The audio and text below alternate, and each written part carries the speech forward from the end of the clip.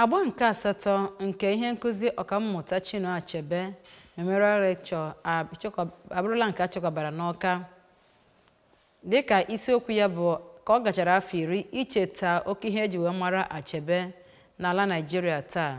Ya bụ mmemme bụ nke a malitere n'afọ 2016 bụ nke achọkọbara site n'aka otu jikọrọ ndị edemede akpọrọ Society of Young Nigerian Writers alaka nke Anambra State, ma bụrụ nke ebumnobi ya bụ iji wee na-echeta oke onye edemede a mara bụ ọkammụta Chinua Achebe site na iwulitekwa nakwa itinyegasị ọnụ n'isiokwu dị n'akwụkwọ dịgasị iche iche nke Chinua Achebe dere.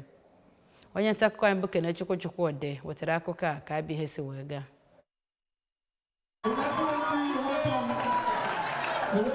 Aka chịburu steeti a bụkwa onye ji ndọrọndọrọ ọchịchị Labour Party wee zọọkwa onye isi ala n'oge gara aga bụ Maazị Peter Obi, onye nke bịara ya bụ mmemme kọwara na ọkammụta Chinua Achebe na ọrụ aka ya bụ nke na-ezipụta ihe na-eme n'oge ugbu a na Naịjirịa. Na mmemme ahụ bụ nke ọtụtụ ụlọ akwụkwọ ndị ogogo sekọndịrị bịara, Maazị Izunna Okafọ, onye na-achịkọba ya bụ otu, kwuru na ya bụ ọgbakọ bụ nke eji echeta ọmụmụ ya bụ onye ama ama na-ede akwụkwọ bụ Chinua Achebe. N'isiokwu nke ya bụ ọgbakọ, Maazị Okafọ kọwara Chinua Achebe dịka nke nwegoro ezigbo mmetụta n'etu esi ebirite ndụ n'obodo, ma tokwa gọvanọ Anambra steeti maka ibugharị ọdụ ụgbọelu nke dị n'Ụmụeri ka ọ zabazie aha Chinua Achebe. N'okwu ya, onye eze ọdịnala nke Obosi Igwe Chidubemiweka mere ka amata na Chinua Achebe bụ onye ama ama nke ọma n'ihe ederede. Onye managing director nke Anambra Signage and Advertisement Agency,